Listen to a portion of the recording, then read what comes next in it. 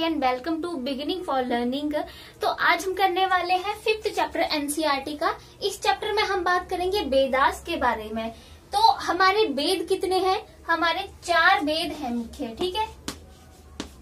वेद कितने हमारे? मेनली 4 वेदास हैं, ठीक है। पहला है हमारा ऋग्वेद, देन हमारा आता है सामवेद, अथर्ववेद और यजुर्वेद।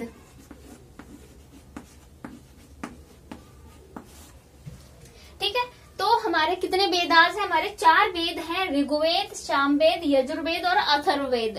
ठीक है, ऋग्वेद के बारे में बात करें तो जो ऋग्वेद है ये वैदिक काल में लिखा गया था। ठीक है, ये एक ही ऐसा वेद है जो वैदिक काल में लिखा गया था। बाकी ये जो तीनों वेदास हैं ये उत्तर वैदिक काल में लिखे गए थे। ठीक है, ये बात जरूर आपने याद रखनी है, ये उत्तर वैदिक काल के हैं तीनों वेदास। सिर्फ ऋग्वेद जो है वो वैदिक काल का है। ठीक है, ये वैदिक काल में लिखा गया है ऋग्वेद। और ये लिखा कब गया था? ये 3500 वर्ष पहले लिखा गया। ठीक है, 3500 वर्ष पूर्व लिखा गया था ऋग्वेद। अगर इसकी बिफोर क्राइस्ट में बात करूं, बीसी में बात करूं, तो ये 1500 बीसी पहले लिखा गया था। ठीक है, ये है ऋग्वेद। जस्ट एक वेदा ऐसा है हमारा जो वैदिक काल में लिखा गया है, 3500 वर्ष पूर्व लिखा गया था ऋग्वेद। और अगर मैं इसकी बीसी की बात करूं तो ये 1500 बीसी में लिखा गया, यानी बिफोर क्राइस्ट में ये लिखा गया था। ठीक है, और अगर मैं ऋग्वेद की बात, इसकी भाषा की बात करूं तो ऋग्वेद की भाषा कुछ लोग जो है वो संस्कृत बोलते हैं, पर ऋग्वेद की भाषा प्राक संस्कृत है, यानी वैदिक संस्कृत है। ठीक है, प्राक संस्कृत या वैदिक संस्कृत ठीक है ना, कि अकेला संस्कृत इसकी जो है भाषा नहीं है, वैदिक संस्कृत जो है इसकी भाषा है, या प्राक संस्कृत इसकी जो है वो भाषा है।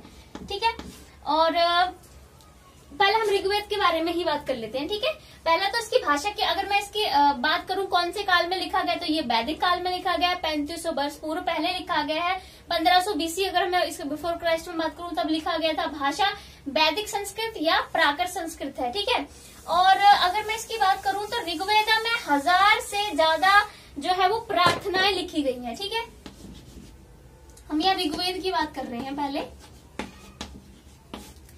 इसमें 1000 से भी ज्यादा प्रार्थनाएं हैं। ठीक है, प्रार्थनाएं लिखी गई हैं इसमें, और इन प्रार्थनाओं को सूक्त कहा जाता है। ठीक है, और सूक्त का मतलब होता है सही से बोला गया। ठीक है, और ये जो प्रार्थनाएं लिखी गई हैं, यानी जिन्हें सूक्त कहते हैं, ये देवताओं के लिए लिखी गई। इसमें 3 मेन देवता हैं। पहले हैं अग्निदेव, ठीक है, दूसरे हैं इंद्रदेव, जो कि अग्निदेव तो आग के देवता हो गए, इंद्र युद्ध के देवता, और हमारे थर्ड है सोमदेव। सोम वैसे एक प्रकार का एक पेड़ होता था जिससे किसी तरह का पेय पदार्थ बनाया जाता था। जैसे हमारी शराब होती है वैसा ही कुछ एक पेय पदार्थ होता था, सोम से बनाया जाता था। तो इसमें 1000 से ज्यादा प्रार्थनाएं हैं। ठीक है, और ये इन भगवान के लिए, देवताओं के लिए जो है वो मेनली प्रार्थनाएं होती थी। ये 3 देवताओं का उल्लेख ऋग्वेद में मिलता है। ठीक है, और ये जो सूक्त थे, सूक्त की रचना जो है, जो इनको सिखाते थे या सीखते थे, उन्होंने ही सूक्त की रचना यानी प्रार्थनाओं की रचनाएं जो है वो की हुई हैं। और जो वैदिक प्रार्थनाएं थी, ठीक है, वैदिक प्रार्थनाओं की रचना तो देखो जो ऋषि वगैरह हुआ करते थे उन्होंने की है। ठीक है, वैदिक प्रार्थनाओं की रचना किसने की है? ऋषियों ने। ठीक है, ऋषियों ने जो है वो वैदिक प्रार्थनाओं की रचना जो है वो की है।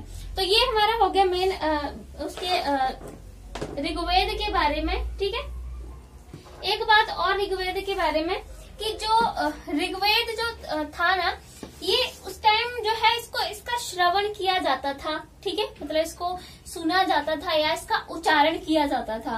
मतलब उस टाइम ऐसे लिखित रूप में नहीं था ना बहुत ज्यादा, ये तो बाद में पांडुलिपियों वगैरह पे लिखा गया। जब ये लिखित रूप में नहीं था तो जैसे जो गुरु वगैरह होते थे उनको, क्योंकि ऋग्वेदा की जो प्रार्थनाएं थी वो याद होती थी, तो वो अपने विद्यार्थियों को वो प्रार्थनाओं को बोलकर उच्चारण करके उन्हें वो याद करवाते थे, ठीक है। तो ये है कि इसको उच्चारण किया था, उसको सुना जाता था, ठीक है। जो ये हमारे ऋग्वेद में वैदिक प्रार्थनाएं जो हुआ करती थी।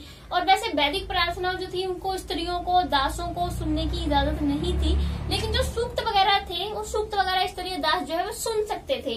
वैसे आपको पता ही है उनको धार्मिक ग्रंथ वगैरह पढ़ने की जो है वो मनाही थी। वेद जो थी वो नहीं सुन सकते थे, नहीं पढ़ सकते थे, लेकिन कुछ सूक्त वगैरह होते थे जिनको स्त्रियां वगैरह थी वो सुन सकती थी, ठीक है। तो ये इस वाले चैप्टर में ऋग्वेद के बारे में काफी बातें बताई हुई हैं। अगर मैं सामवेद की बात करूं तो सामवेद में सॉन्ग, ठीक है, इसमें मतलब जो भी आज हमारी भगवान की जो प्रार्थना वगैरह होती हैं, गाने होते हैं ना, इनको हम धार्मिक जो गीत कहते हैं वो सामवेद में मिलते हैं। इसमें मैं धार्मिक गीत इनको कह सकती हूँ, ठीक है। धार्मिक गीत सामवेद में मिलते हैं। और यजुर्वेद में जो है वो यज्ञों के बारे में पूरा विधि बताई गई होती है, यज्ञ क्यों होते, कौन करवाता, क्या उनका वो था, ठीक है। तो ये सामवेद में जो धार्मिक गीत वगैरह है उनके बारे में बताया गया है, और यजुर्वेद में जो है यज्ञों के बारे में, और अथर्ववेद में जो है वो जिंदगी के नियम वगैरह, ठीक है, कि किस तरह से जिंदगी जीनी है, किसके कौन कौन से स्टेप होते हैं जिंदगी के, कि कब आपने शादी करनी है, कब वनग्रस्त हो जाना है, संन्यास कब लेना है। अथर्ववेद में उसके बारे में जानकारी जो है वो दी गई है। तो अब हम लोग बात करेंगे भाषा परिवार की। इस वाले चैप्टर में जो है कुछ भाषा परिवार भी जो है वो बताए गए हैं। भाषा परिवार क्या होते हैं, देखो, अगर दो अलग अलग भाषाएं हैं और उनके कुछ शब्द जो है वो आपस में मिलते हैं, है ना, कुछ उनका मीनिंग जो है आपस में मिलता है, अर्थ, भाषाओं के शब्द मिलते जुलते हैं, उनके अर्थ मिलते जुलते हैं, तब उनको एक भाषा परिवार में रख दिया जाता है, उसे ही भाषा परिवार कहते हैं, ठीक है। यहाँ इस वाले चैप्टर में कुछ भाषा परिवार की बात की गई है, हम उसके बारे में बात कर लेते हैं। भाषा परिवार, सबसे पहले है जो भाषा परिवार वो है भारोपीय भाषा परिवार। भारोपीय भाषा परिवार, ठीक है, भाषा परिवार। भारोपीय भाषा परिवार, भारोपीय का मतलब क्या है, भारत, है ना, भारत प्लस यूरोपीय, यानी इसमें ऐसी भाषाएं हैं जो भारत की है और यूरोपीय है, जिनका आपस में जो है वो अर्थ वगैरह या शब्द मिलते जुलते हैं, ठीक है। जैसे इसमें कौन कौन सी भाषाएं आ जाएंगी शामिल करें तो हम इसमें आ जाएगी हिंदी, उर्दू, संस्कृत, कश्मीरी वगैरह ये। और जैसे अगर मैं यूरोपीय भाषाओं की बात करें तो इसमें अंग्रेजी, फ्रांसीसी,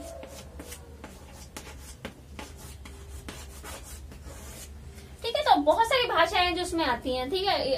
तो ये सारी होती हैं भारोपीय भाषा। और जैसे अगर मैं बात करूं, क्योंकि एक परिवार में रखन के अर्थ आपस में मिलते जुलते हैं, जैसे हिंदी में देखो माँ कहते हैं, है ना, इसे ही इंग्लिश में कहते हैं मदर, ठीक, मतलब मिलता जुलता जो है वो आपस में है, इसलिए जो है वो इन्हें एक ही भाषा परिवार में रखा गया है, ठीक है।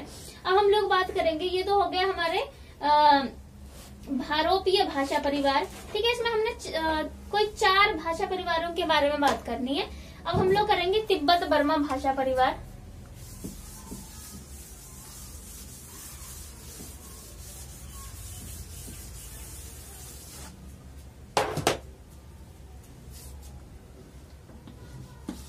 तिब्बत बर्मा भाषा परिवार, तिब्बत बर्मा भाषा परिवार, इसमें कौन कौन सी भाषा आती है तिब्बत बर्मा भाषा परिवार में, जो हमारे पूर्वोत्तर जो प्रदेश है उनमें बोली जाती है वो वाली भाषा आती है, ठीक है। यानी जो हमारे उधर असम वगैरह हो जाएगा, है ना, उधर वाले जो हमारे जितने भी हैं प्रदेश पूर्वोत्तर वाले, उन प्रदेशों में ये भाषाएं जो है वो बोली जाती हैं, ठीक है। मिजोरम हो जाएगा, मणिपुर हो जाएगा, असम वगैरह हो जाएगा, ये सारी तिब्बत बर्मा में वो भाषाएं आती हैं जो उधर पूर्वोत्तर में बोली जाती हैं, ठीक है। अब हम लोग बात करेंगे द्रविड़ भाषा परिवार। द्रविड़ भाषा परिवार तो बहुत ही फेमस भाषा परिवार है।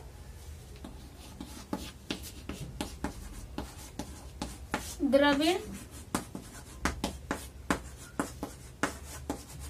भाषा परिवार। द्रविड़ भाषा परिवार में क्या है, वो वाली भाषाएं हैं द्रविड़ भाषा परिवार में जो एक दूसरे से थोड़ी मिलती जुलती है, जैसे तमिल,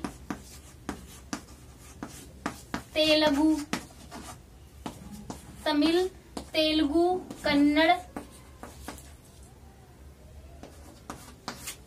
मलयालम। ठीक है, ये वाली भाषाएं जो है वो द्रविड़ भाषा परिवार में आती हैं। अब हमारा लास्ट रह गया ऑस्ट्रो एशियाटिक भाषा परिवार।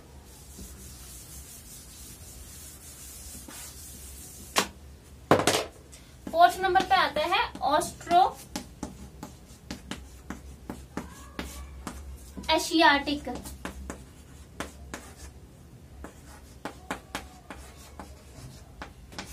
ऑस्ट्रो एशियाटिक भाषा परिवार, इसमें आती हैं जो झारखंड में भाषाएं बोली जाती हैं। ठीक है, झारखंड और मध्य भारत में जो भाषाएं बोली जाती हैं वो ऑस्ट्रो एशियाटिक भाषा परिवार में आती हैं। ठीक है, तो ये हो गया हमारे भाषा परिवार। ठीक है, अब हम लोग बात करेंगे कि पहले युद्ध जो हुआ करते थे, ठीक है, अब उनको मतलब युद्ध में क्या था, ऋग्वेद में जो युद्ध की बात की गई उनके कारण क्या होते थे युद्ध के, हम उसके बारे में बात करेंगे। युद्धों के बारे में पहले जो होते थे, पहले बहुत ही इसमें युद्धों की बहुत ही एक महत्वपूर्ण बात भी बताई गई है, जो बाद में जो राजा आए थे जैसे मुगल वगैरह, उनसे बहुत ही अलग थी वो एक विशेषता। तो अब हम बात करेंगे भाषा परिवार के लिए युद्धों के बारे में बात करेंगे जिनका ऋग्वेद में हमें उल्लेख मिलता है। अभी हम इस वाले चैप्टर में ऋग्वेदिक जो वैदिक काल है उसकी बात कर रहे हैं। ठीक है, तभी तो सारा जो ऋग्वेद में दिए वैदिक काल के बारे में बताया गया वो इसमें हम बात कर रहे हैं। ठीक है, अभी हम लोग बात कर रहे हैं युद्ध की, कि युद्ध के कारण क्या थे। पहले तो हम युद्ध के कारण करेंगे। कारण क्या थे, देखो जमीन के लिए युद्ध होता था। ठीक है, जमीन पे क्या करना था, उन्होंने फसल वगैरह उगानी होती थी, जैसे इस पर ज्यादातर वो चावल उगाया करते थे, धान वगैरह। तो जमीन उस लिए चाहिए होती थी, रहने बसने वगैरह के लिए जमीन की जरूरत होती, तो जमीन के लिए होते थे। ठीक है, और जानवरों के लिए ये युद्ध होते थे। जानवरों से पता ही है वो किसी भी चीज को जो है वो संग्रह करने का बहुत ही अच्छा माध्यम था जानवर, क्योंकि जानवर से देखो जानवर को पालने से बहुत फायदे थे, जैसे मीट भी मिलता था उससे, दूध भी मिलता था उससे, खाल भी मिलती थी उससे, मांस वगैरह जो भी है वो भी मिलता था उससे, है ना। और दूध से कितनी चीजें बनाई जा सकती, तो उसको संग्रह करने का एक बहुत अच्छा तरीका माना जाता था कि एक ही को पालो से बहुत सारी चीजें संग्रहित हो जाएंगी। तो जानवरों के लिए युद्ध हुआ करते थे।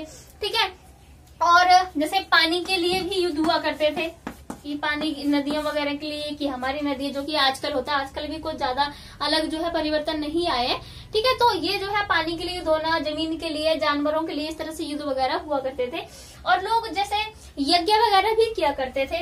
यज्ञ करते थे तो यज्ञ में ज्यादा मेनली वो क्या करते थे, जैसे जानवरों की मांग करते थे ईश्वर से कि उन्हें जानवरों की प्राप्ति हो। ठीक है, जानवरों के लिए बहुत ही महत्वपूर्ण थे उस टाइम। ठीक है, और धन संपदा, ठीक है, धन संपदा की मांग करते थे भगवान से। ठीक है, और बच्चों की मांग भी करते थे।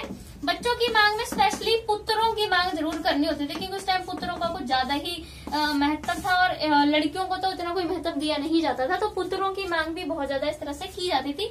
और जो यज्ञ करते थे ना, वो विशिष्ट पुरोहित होते थे, वही करते थे। ठीक है, ये नहीं कि कोई भी यज्ञ जो है खुद से कर ले, पुरोहितों को विशिष्ट उनको बुलाना पड़ता था यज्ञ करने के लिए। और यज्ञ स्पेशली ज्यादातर कौन करते थे, राजा वगैरह थे, ये यज्ञ करवाते थे। ठीक है, और बहुत ही जैसे कोई अमीर जमींदार सरदार हो गए, वो जो है वो यज्ञ मेनली करवाया करते थे। कॉमन लोग तो बहुत ही जो है सिर्फ यज्ञ वगैरह नहीं करवाया करते थे। ठीक है,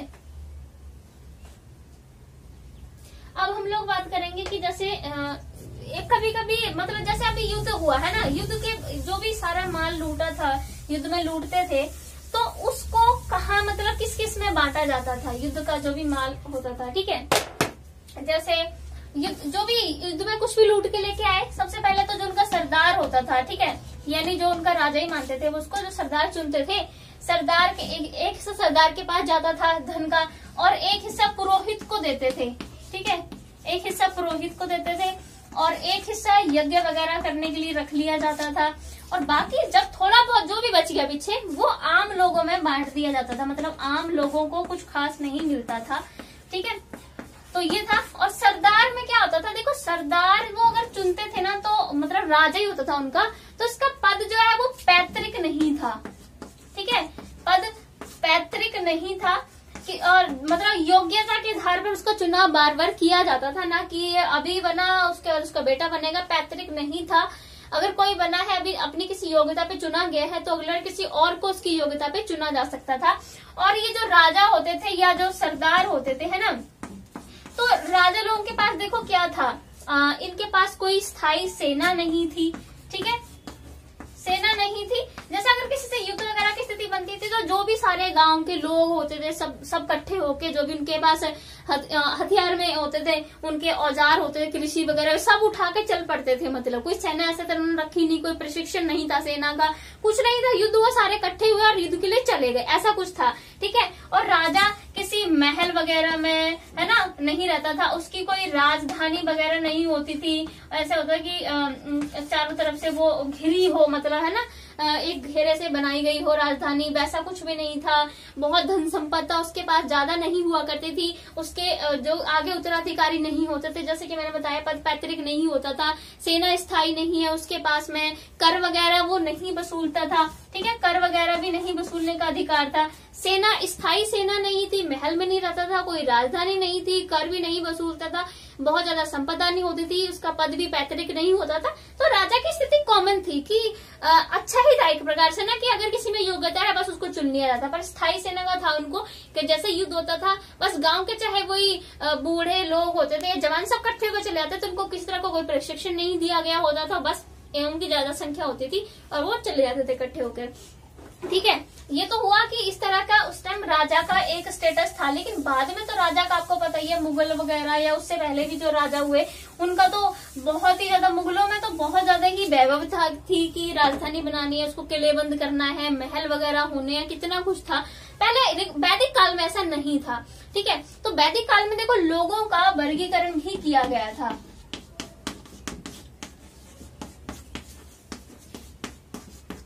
लोगों का वर्गीकरण जो है किस किस आधार पर वैदिक काल में किया गया था। उत्तर वैदिक काल में बाद में जाति व्यवस्था वगैरह आ जाती है, कास्ट वगैरह। वैदिक काल में जैसे लोगों को बांटा गया था काम के आधार पर, भाषा के आधार पर भी लोगों को बांटा गया था, परिवार के आधार पर लोगों को बांटा गया था, समुदाय के आधार पर लोगों को बांटा गया था, स्थान के आधार पर लोगों का विभाजन जो है वो किया गया था। जैसे काम के आधार पर बोला था कि जो पुरोहित होंगे, है ना, जो वो यज्ञ वगैरह ये सब करेंगे, ठीक है। और जैसे और जो सरदार होंगे, जो मेनली सरदार होते थे, है ना, वो सारे ऐसे युद्ध वगैरह पर जाएंगे और लोग उनके साथ इकट्ठे होंगे, इस तरह का काम था। और जो वैश्य वगैरह होते थे, है ना, वैश्य वगैरह से व्यापार वगैरह करना, मेनली एक तरह से वही था जो बाद में कास्ट सिस्टम में बदल गया। और शूद्र वगैरह को मेनली था कि यज्ञ वगैरह में वो ज्यादा इकट्ठे वगैरह नहीं होते थे, जब यज्ञ वगैरह होता था उसमें शामिल नहीं होते थे, वो थोड़े निम्न काम ही किया करते थे वो, ठीक है। तो ये था लोगों को उस टाइम वर्गीकरण इस आधार पर किया गया था। और जैसे जो लोग, मैंने आपको बताया था कि जो वैदिक प्रार्थनाएं जो होती थी, जिनकी रचना ऋषियों द्वारा की जाती थी, तो जो ठीक है, वैदिक प्रार्थनाओं की रचनाएं, तो जो वैदिक प्रार्थनाओं की रचना करते थे वो ऋषि होते थे या पुरोहित वगैरह, है ना। और बाकी वो अपने विरोधियों को क्या कहते थे, ये वैदिक प्रार्थनाओं की रचना जो करने वाले होते थे, मान लीजिए ऋषि जो थे वो इनकी वैदिक प्रार्थनाओं की रचना करते थे, तो ये अपने ऋषि जो थे वो अपनी विरोधियों को क्या बोलेंगे, मतलब वैदिक प्रार्थनाओं की रचना करने वाले जो लोग थे उनके अगर कोई विरोध करता था तो वो वैदिक रचनाओं की प्रार्थना करने वाले लोग अपने विरोधियों को दस्यु कहते थे, ठीक है। दस्यु, दस्यु का मतलब यहाँ पर दास नहीं था, पहले दस्यु का मतलब विरोधी होता था, ठीक है। और बाद में इसका मतलब जो है वो दास के रूप में लिया जाने लगा। दास मतलब, दास तो आप समझते थे ना कि ऐसे वो युद्ध वगैरह में जीत के लेके आए, कुछ लोगों को अपना नौकर बना के रखना, जैसे मर्जी काम करवाना। बाद में इसका मतलब दास लिया जाने लगा, लेकिन पहले इसका मतलब दस्यु था, यानी विरोधी, जो किसी तरह का विरोध करता था, ठीक है। अब हम लोग बात करेंगे, देखो कुछ जन थे जो बहुत ही फेमस थे। जन मतलब लोगों का एक जो समूह होता था, उसके लिए विष या जन का प्रयोग किया जाता था, ठीक है। लोगों का समूह, इसको क्या कहते थे, जन या विष भी कहते थे इसको, ठीक है। जन या विष कहते थे लोगों का समूह। तो उस टाइम बहुत ऐसे जन या विष थे जो फेमस थे, जैसे भरत जन, यदुजन, पुरुजन, ये जन बहुत ज्यादा फेमस थे, मतलब ये लोगों के समूह होते थे, ठीक है। भरत जन, यदु जन, पुरु जन, ये बहुत फेमस उस टाइम के जन थे, यानी विष थे, ठीक है। अब हम लोग बात करेंगे जैसे हमारे पास एक चीज और है जो इसमें बहुत ही इम्पोर्टेंट है, महापाषाण कब्रों के बारे में हम बात करेंगे। देखो ये जो जन है ना, इनकी जानकारी जो है वो ऋग्वेद में भी मिलती है, ठीक है। अब हम लोग बात करेंगे महापाषाण कब्रें जो थी वो क्या थी, ठीक है। महापाषाण कब्रें और कहाँ कहाँ ये पाई गई थी और क्या थी महापाषाण कब्रें।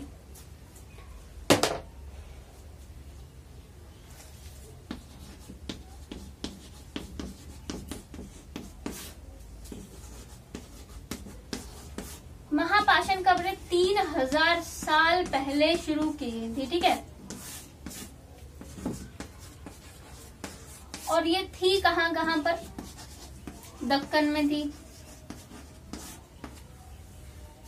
उत्तर पूर्व भारत में थी, ठीक है, कश्मीर, ऐसे बहुत सारे क्षेत्र थे जहां पर ये महापाषाण कब्रें पाई गई थी। महापाषाण कब्रें क्या होती थी, दफनाने का एक तरीका होता था जिसमें बड़े बड़े पत्थरों से दफनाया जाता था। जैसे ऐसे क्या होता था कि ऐसे बड़े बड़े पत्थर रख के इस तरह का कोई शेप बना दी जाती थी, गोल गोल, ठीक है। यहाँ से एक रास्ता होता था बाहर निकलने के लिए, इसमें और एक ऐसी चार दीवारी सी करके यहाँ से एक अंदर जाने का रास्ता था, इसमें लोगों को बीच में दफनाया जाता था, ठीक है। अब मैंने इतने क्यों दिखाया, क्योंकि कई कब्रों में जो है एक से ज्यादा कंकाल मिले हैं। कहने का मतलब है हो सकता है वहाँ पूरे परिवार को ही दफनाया गया हो, ऐसा होता था। मतलब जैसे अगर मान लो एक किसी परिवार में एक व्यक्ति की मृत्यु हो गई, इसको यहाँ दफना दिया जाता था, उसके बाद इस रास्ते से जाकर दूसरे व्यक्ति को भी इसी कब्र में दफना दिया जाता था। महापाषाण कब्रों में ये था कि उनको एक मतलब कि कई उसको दफनाया जाता था, एक ही परिवार के सदस्यों को एक साथ दफनाया जाता था इसमें, ठीक है। और इनकी विशेषता थी कि इसमें देखो कई चीजें साथ में दफनाई जाती, जैसे घोड़े की हड्डियां भी मिली हुई हैं, तो इसमें मतलब घोड़े को भी दफनाया गया होगा साथ में। और इसमें सोने चांदी के जो है वो कुछ गहने वगैरह मिले हैं, ठीक है, सोना चांदी, और लोहे के औजार भी जो है मतलब इसमें मिले हैं, हथियार वगैरह मिले हैं, तो वो भी इसके साथ जो है वो दफनाया जाता था इसमें। और एक काले रंग का बर्तन था जिसको भी दफनाया जाता था इसके साथ में, ठीक है, उसको बोलते थे blood and red wear, blood and red wear, blood and red wear बर्तन भी महापाषाण कब्रों में दफनाया जाता था। कब्रों जो भी शव होता था उसके साथ में ये काले रंग का एक बर्तन होता था, इसको ब्लड एंड रेड वियर कहा जाता था। ये भी कब्रों के साथ जो है उसमें अंदर शव के साथ में दफनाया जाता था महापाषाण कब्रों में, ठीक है। और इनाम गांव के बारे में एक बात फेमस थी, इनाम गांव में ये था कि अगर शव को दफनाते थे तो शव का जो सिर होता था ना उसको हमेशा उत्तर दिशा की ओर दफनाया जाता था, ठीक है। उत्तर दिशा में इनका सिर जो है उत्तर दिशा की तरह होता था शव का, ठीक है। तो ये वाली बात पूछी जा सकती है कि कौन सी जगह थी जहां पर शव का सिर उत्तर दिशा की तरफ करके दफनाया जाता था, तो वो इनाम गांव था। और इनाम गांव है कहाँ पर, इनाम गांव जो है वो घोड़ नदी की सहायक नदी है, भीमा नदी, ठीक है। तो यहाँ पर जो है इसको मतलब ये यहाँ पर स्थित है, ठीक है।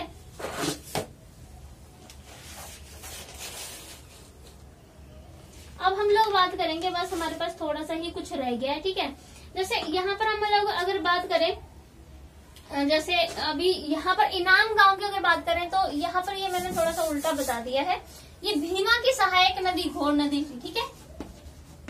भीमा नदी की सहायक नदी घोड़ नदी के किनारे इनाम गांव था, ठीक है, इनाम गांव। और इनाम गांव की जो मेन विशेषता है वो ये है कि यहाँ पर शव का सिर उत्तर दिशा में किया जाता था। और इनाम गांव भीमा नदी की सहायक नदी घोड़ नदी के किनारे बसा हुआ है। और यहाँ पर लोग जो है पहले 3600 से 2700 वर्ष पूर्व यहाँ पर लोग पहले रहा करते थे इनाम गांव में, ठीक है। तो तो ये हो गया हमारा। और इनाम गांव में देखो लोगों को क्या व्यवसाय था, मेनली वही फसल वगैरह उगाना, गेहूं चावल जौ वगैरह, शिकार वगैरह करना, ठीक है, और मिट्टी के बर्तन वगैरह ये लोग बहुत बनाया करते थे। तो ये इनाम गांव के बारे में कुछ विशेषताएं हैं। सामाजिक असमानताएं भी यहाँ थोड़ी पाई जाती थी, क्योंकि कुछ खबरों में कुछ महंगी चीजें मिली है, सोना चांदी के गहने, कुछ खबरों में नहीं मिली है। तो यहाँ से अंदाजा लगाया गया कि हो सकता है सामाजिक असमानता के ये लक्षण थे। ठीक है, अब हम लोग करने वाले हैं एक और लास्ट टॉपिक है। देखो अभी जो पुरातत्वविद होते हैं, ठीक है, वो कंकालों की पहचान कैसे करते हैं कि वो जो कंकाल मिला है वो स्त्री का है या पुरुष का है। तो देखो इनका एक तरीका तो था कंकाल की पहचान करने का कि जो हड्डियां होती थी, है ना, मतलब उनके हाथ अगर गहने मिले हैं, गहने, तो गहने से पता लग जाना चाहिए था कि गहने मिले हैं तो स्त्री का कंकाल होगा। ठीक है, बट प्रॉब्लम ये थी कि गहने इस टाइम पुरुष भी पहनते थे, तो पता नहीं लग पाता था फिर भी कि ये किसका कंकाल है। ठीक है, क्योंकि गहने पुरुष भी पहना करते थे, तो ये तरीका तो बिल्कुल सही नहीं बैठा। उसके बाद दूसरा तरीका अपनाया गया कंकालों का पता करने का कि जो स्त्रियां होती हैं उनको जो कूल्हा होता है ना, उनका कूल्हा जो है वो चौड़ा होता है। पुरुष का जो कूल्हा इतना चौड़ा नहीं होता जितना कि स्त्रियों का कूल्हा चौड़ा होता है, क्योंकि स्त्रियां जो है वो मतलब कि स्त्रियां बच्चों को पैदा करती हैं, इसलिए। ठीक है, तो स्त्रियों का कूल्हा चौड़ा होता था तो पता लग जाता था कि ये कंकाल स्त्री का है। ठीक है, क्योंकि वो बच्चों को पैदा करती है, इसमें कूल्हा ऑलरेडी चौड़ा होता है, पुरुषों का उतना चौड़ा नहीं होता है। तो ये उनका दूसरा तरीका था। और एक थे चरक, वैद थे, बहुत ही मतलब प्रसिद्ध। ठीक है, ये वैद थे चरक, जिन्होंने अपनी एक पुस्तक भी लिखी थी, चरक संहिता। ठीक है, चरक संहिता लिखी थी इन्होंने। और इन्होंने क्या बताया था कि मानव के शरीर में 360 हड्डियां होती हैं। इन्होंने क्यों बताया, हो सकता है इन्होंने दांत भी गिन लिया हो उसी में, हड्डियों के जो जोड़ होते थे उनको भी गिन लिया, तब इन्होंने 360 हड्डियां बताई थी। वैसे तो 206 हड्डियां हैं हमारे शरीर में, लेकिन उन्होंने 360 बताई थी। ठीक है, तो ये बस हमारे इसमें चैप्टर में था मेन। और अब हम लोग बात करेंगे नेक्स्ट चैप्टर की नेक्स्ट वीडियो में। ठीक है, ये तो हो गया हमारा 5th चैप्टर। मैं देखो एनसीईआरटी का क्या कर रही हूँ कि जितना भी मैं पूरा चैप्टर डिटेल में पढ़ती हूँ पहले खुद, उसके बाद नोट्स बनाती हूँ, उसके बाद मैं यहाँ करवाती हूँ। मतलब जितनी भी उस चैप्टर में मेन बातें आई होती हैं जो बहुत जरूरी, जहाँ से क्वेश्चन बनते हैं, वो सारा कुछ मैं बता देती हूँ। ठीक है, तो ये है कि उसमें कुछ रह नहीं जाता, जो बॉक्सेस में इन्फॉर्मेशन दी होती है मैं वो भी उसमें बता देती हूँ, तो आपको टेंशन लेने की जरूरत नहीं है। और दूसरा है मैंने कि हर चैप्टर के अकॉर्डिंग मैंने सारे क्वेश्चंस बना के पीडीएफ डालना भी शुरू कर दी है, तो आप वो भी देख सकते हो। अगर आप ये थ्योरी वाली वीडियो नहीं भी देखते हो तो आप क्वेश्चन वाली देख लोगे, तब भी आपको कोई टेंशन लेने की जरूरत नहीं है, क्योंकि मैं खुद हर जो चैप्टर होता है उसमें डिटेल में जितने भी क्वेश्चन बन सकते हैं सारे क्वेश्चन खुद बनाती हूँ बैठ के। तो thank you so much guys. Next chapter upon next video में करेंगे। Thank you so much.